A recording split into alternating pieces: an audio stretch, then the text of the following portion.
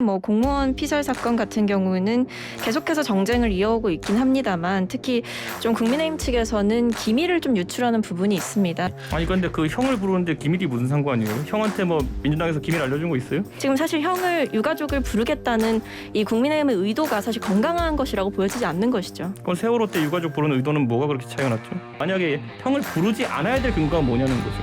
그때 세월호 사고 같은 경우에는 굉장히 청와대 측에서 또 정부 측에서 은폐하려는 시도가 굉장히 많았고 은폐하거나 차라리 감추려는 시도도 아니고 이건 대놓고 그냥 월북이라고 믿어라 이러고 있는 상황 아닙니까? 예를 들어 빚이 조금 있고 구명조끼리 있고 뭐 그러면은 다 이제 월북이라는 거 아닙니까? 이런 추가적인 정보를 군에서 사실 첩보 자산이 노출되는 것을 감수하고라도 이야기를 했지 않습니까? YTN 라디오 이동행의 뉴스 정면성부 2부 시작합니다. 이번에는 청년들의 눈으로 정치권을 바라보는 정치 청년의 눈 시간입니다. 더불어민주당 박성민 최고위원, 국민의힘 이준석 전 최고위원 나왔습니다. 어서 오십시오. 안녕하세요. 네, 안녕하세요. 박성민 최고위원 대변인 시절에 한번 나왔고 우리 방송에 네. 두 번째 나올 때는 최고위원이 되어서 왔네요. 최고위원 회의 들어간 게 어떻게 부담 안 되세요? 네, 뭐 처음에는 긴장을 좀 많이 했는데요. 이제 한 달 정도 지나서 뭐 많이 적응한 상태입니다. 예, 자 본격적 주제로 넘어 봅시다.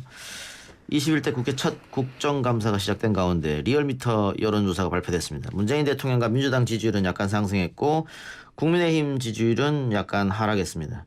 여권 입장에서는 강경화 장관, 추미애 장관, 뭐 또 서해 상에서 우리 국민이 사망한 사건, 이 부정적 이슈가 있었기 때문에 지지율이 떨어지지 않겠나 그런 걱정을 했을 텐데 대통령과 민주당 지지는 상승하고 반대로 국민의힘 지지는 떨어졌다. 이거 어떻게 이 책 어떻게 분석해야 될까요? 이거 자료를 세밀하게 들여다보면요. 예. 결국 우리가 이제 여론조사라는 건 4점 척도로 보통 봐요. 그러니까 뭐냐면은 매우 잘한다, 잘한다, 못한다, 매우 못한다 이렇게 보거든요.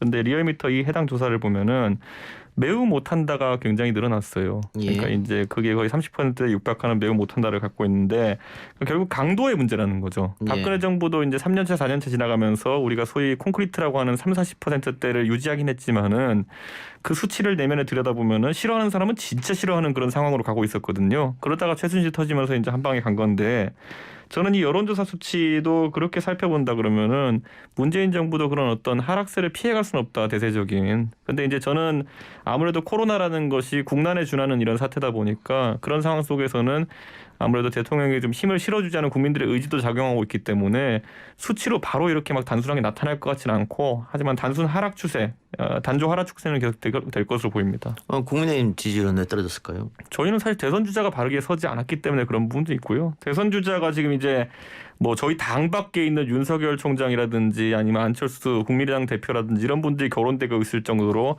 대선 주자에 대한 어떤 확고한 지점이 없기 때문에 그런 탄력을 못 받는 부분이고 이제 뭐 저희 당내 이제 대선 주자군 뭐 유승민 의원, 오세훈 시장 그 외에 뭐 홍준표 대표 뭐 이런 분들이 조금씩 활동을 시작하면은 당연히 탄력 받을 거라 봅니다. 예. 이번 여론조사 어떻게 보세요? 예, 뭐 일단은 지지율의 일희일비할 부분은 아니라고 생각하는데 좀 유심히 봐야 될 부분은 그래도 국민의힘의 지지율이 떨어졌다는 부분인데요. 이건 예. 결국에는 사실 야당이 적극적으로 정치 공세를 폈긴 했으나 이것이 국민들께는 도리어 피로감만 드렸던 결과를 불러오지 않았나라고 생각합니다. 예. 그러니까 방금 박 최고 얘기한 것처럼 야당이 정책적으로 승부하지 않고 예를 들면은 뭐 서해 사건도 그렇고 추미애 장관 건도 그렇고 강경화 장관 건도 그렇고 서해 사건 뭐 월북이란 논란이 있었고 추미애 건은 검찰 조사에서 무혐의가 났고 강경화 장관 건은 최근 뭐 데일리한 여론조사에서 문제 없다가 더 많이 나왔단 말이죠. 그러니까 이거를 너무 정쟁으로 몰고 가서 국민들에게 피로감을 주지 않았느냐. 뭐 대정부 질문에서 추미애가 없을 때도 계속 추미애했었단 말이죠. 근데 뭐 따지고 보면요, 야당이 특히 지금의 의석 상황 속에서 정책의 주도권을 잡을 수 있느냐라면 전혀 불가능합니다. 예. 예를 들어 지금 문재인 정부 들어가지고 경제 정책들 급격한 변화를 겪었지만은 여기에 야당이 아무리 반대도 하고 싶은 대로 합니다. 여당은 예를 들어 최저임금도 그렇고 주 52시간도 그렇고 그거 외에 여러 세율 문제도 그렇고요. 저는 그렇기 때문에 뭐 민주당은 그럼 야당 시절에 정책으로 승부를 본 적이 있었냐? 예. 저는 없습니다. 제가 기억하는 바에서는. 예. 박근혜 정부가 민주당의 정책 어쨌든 그런 행보 때문에 무너졌느냐? 아닙니다.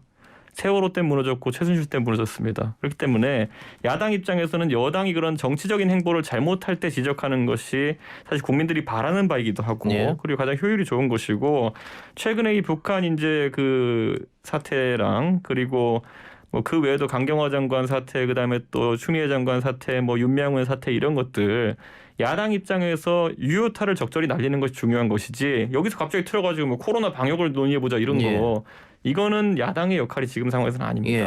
글쎄요. 전략적으로 국민의힘이 미스했다 이런 지적도 있어서 제가 질문을 드렸는데 예를 들면 국정감사는 뭐 야당의 시간이다 이렇게 하잖아요. 그런데 국정감사에서도 또 서해 사건, 추미애 사건, 강경화 이야기가 나온단 말이죠. 네. 뭐 증인을 이제 채택해주는 문제인데 이렇게 봐요. 예전에 이제 아까 제가 세월호 건 같은 경우도 언급했는데 결국에는 세월호 건도 어느 정도 이제 뭐 그 당시 야당이었던 민주당에서 증인 신청들 아주 공격적으로 했었거든요. 예. 예를 들어 뭐 해경 사람들도 부르고 뭐 한국 선급도 부르고 유가족 측에서도 부르고 뭐 이렇게 해가지고 여러 가지 측면에서 이제 야당이 그런 잘못된 점들을 지적했었는데 예.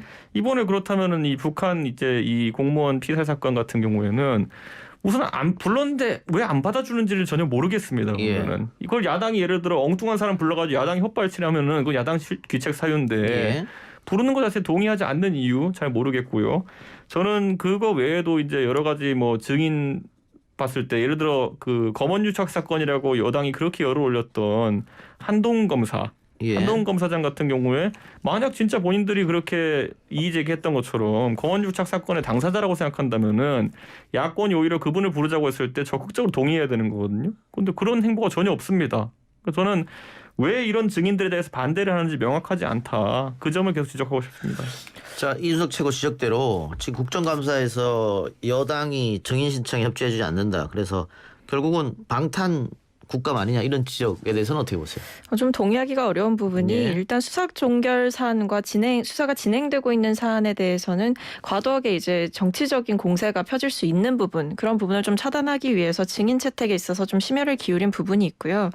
동시에 뭐 공무원 피살 사건 같은 경우는 계속해서 정쟁을 이어오고 있긴 합니다만 특히 좀 국민의힘 측에서는 기밀을 좀 유출하는 부분이 있습니다. 특히 예. 한미 첩보자산이라든지 이런 부분들을 주호영 원내대표께서 사실 책임 없는 자세로 그런 부분을 계속 공개하고 결국에는 대안도 뭐 어떤 이야기나 뭐 생산적인 논의가 이뤄지는 차원이 아니고 결국에는 이것은 결국 정쟁을 위한 정쟁이다. 그런 부분에서 이번 국감만큼은 정말 저번 대정부 질문에 과오를 반복할 수 없다라는 판단하에서 진행이 되고 있는 부분입니다. 예. 아니 그런데 그 형을 부르는데 기밀이 무슨 상관이에요? 형한테 뭐 민주당에서 기밀 알려준 거 있어요?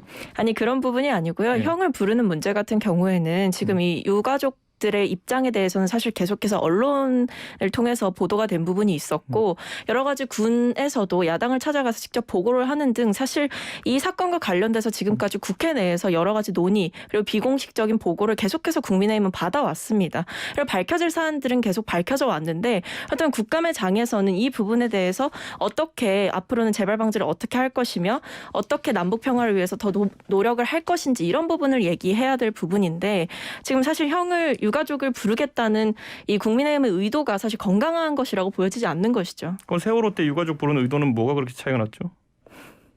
그렇게 끌고 들어오시면은 아니 끌고 들어가는 게 아니라 네. 저는 이 상황에서 그걸 만약에 형이 나와가지고 그 기회를 적절하게 야당이 활용 못하면은 그건 야당이 협방 친 거예요. 근데 만약에 형을 부르지 않아야 될 근거가 뭐냐는 거죠.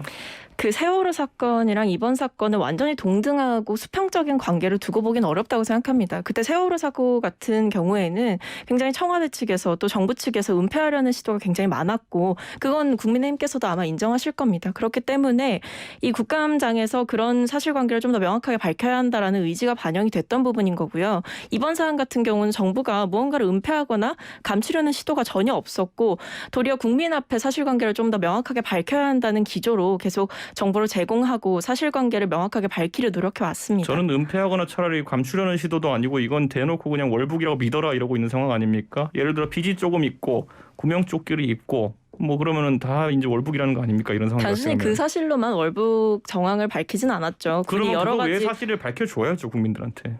아니 여러 가지 뭐 이제 그때 당시 해상의 조류라든지 이런 부분에 대해서도 추가적인 정보를 군에서 사실 첩보 자산이 노출되는 것을 감수하고라도 이야기를 했지 않습니까? 그렇기 때문에 그것에 대해서 월북이 아니다라고 완전하게 차단하고 국민의힘 측에서 계속해서 정부가 마치 진실을 왜곡하는 듯이 이야기하는 것은 좀 부적절하다고 봅니다. 아니 저는요. 그 예를 들어 해류 예. 같은 문제도 8km 정도 가만히 표류했을 위치에서 벗어나 있기 때문에 인위적인 노력이 있었다. 지금 당장 우리 셋이 물에 가서 빠져보자고요. 가만히 있는지 보자고요. 당연히 인위적인 노력을 하죠. 그 방향이 북쪽인지 남쪽인지 우리가 알아서 할 일이지만. 지금은 이준석 최고는 월북이 아니라고 보시는 겁니까? 저는 월북이라고 단정지을 수 있는 상황이 전혀 아니고 네. 만약에 그런 정보가 있다 그러면은 그걸 국감에서 논의할 필요가 있다 보는 아니, 거죠. 그러니까 이게 이제 자꾸 되돌이표가 되는 건데 국민의힘 쪽에서 계속 왜 선량한 국민을 월북이라고 몰아가느냐 이러다 보니까는 감청 이야기가 나오잖아요. 근데 감청 이야기를 국방부에서는 할 수가 없으니까 뭐 정보위원단체, 국방위원단체 얘기하고 이렇게 하면 또 그게 또 밖으로 흘러나와서 언론을 통해 나오고 그게 그렇게 되면 또 아까 박채호 얘기한 것처럼 이거 군 기밀을 또 유출하는 거 아니냐 뭐 이렇게 자꾸 흘러가니까 원래 자 보세요. 예. 주호영 원내대표가 뭐 762 그래가 7.62mm 탄을 썼다 뭐 이런 것들 같은 정보를 공개했는데 그거 주호영 대표가 듣자마자 공개한 거 아닙니다. 계속 이제 그 사살 정황에 대해 가지고 정부가 아무 말을 안 하고 있잖아요. 그렇기 때문에 그런 부분에 있어가지고 아는 부분을 국민들에게 얘기한 거고 저는 이 부분도 살펴봐야 되는 게 27일 날 이제 우리 정부가 북한에 공동조사를 하는 것으로 앞으로 진행하겠다라고 했는데 27일이면 열흘 전입니다. 열흘 전에 북한에 공동조사를 하자고 요청했는데 답이 없으면요. 이거는 할 생각 없다고 판단해야 되는 것이고 그럼 그 다음 단계로 이제 뭔가 계획을 세워서 가야 되는데 예. 도대체 정부의 계획이 뭡니까 이제 그럼 진영을 위해 가지고 하겠다는. 예.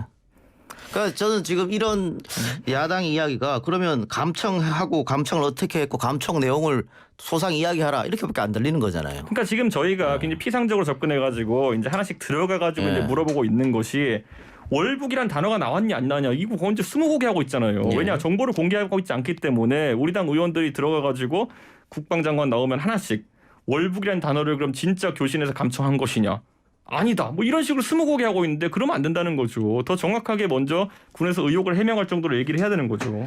아니 그래서 이제 계속해서 의문이 든다고 말씀을 드렸습니다. 야당이 원하는 것은 결국에 그렇다면 감청한 그 정보를 전부 다 공개하고 사실 그것은 군에서 계속해서 기밀을 지키고 싶어하는 부분임에도 불구하고 또 그러한 사정을 여야가 모르지 않음에도 국민의힘 측에서도 군 출신 의원님들 얼마나 계십니까? 당연히 아시겠죠. 이런 군의 첩보 자산이 쉽게 공개돼서는 안 된다는 거. 그리고 이 첩보 자산이 공개됐을 때 어떤 문제가 야기될지 이런 국가적인 손실까지도 다 알고 계시는 상황 속에서 결국 야당이 계속 주장하는 바는 그 모든 정보를 그렇다면 첩보했던 그 정보를 전부 다 공개하고 전부 다 국민들 앞에 모든 것을 공개하는 것을 원하는 것이냐 그것이 정말 국가적인 손실을 불러올 수 있는 일임에도 그것을 감수하고자 하는 것이냐라는 질문이 생기는 것이고요. 그리고 북측과 뭐 이게 이 월북이라는 정황이 사실 저는 크게 이제 뭔가 월북을 단정적으로 이야기하는 부분이 부적절하다라는 이런 지적에 대해서는 좀 이제 들어볼 필요는 있다고 생각합니다. 왜냐하면 일단 사람이 죽었고 그리고 남겨진 유가족들이 계시기 때문에 그들의 마음을 좀 더 섬세하게 헤아려서 좀 이런 여러 가지 사실관계를 확인하는 부분에서는 조심해야 된다라는 생각은 드는 것이죠. 이번에 21대 국회 들어가지고 민주당 국회의원들은 전부 다 세월호가 된 조사도 앞으로 계속해야 된다. 진실을 인정하겠다. 이렇게 유가족들한테 얘기했던데 그 조사는 6년째 하고 있으면서 왜 이건 이렇게 성급하게 월북으로 결론 내고 저희한테 믿어라 이 말만 하고 있는 거냐. 그것뿐입니다. 알겠습니다. 여기서 정리하죠.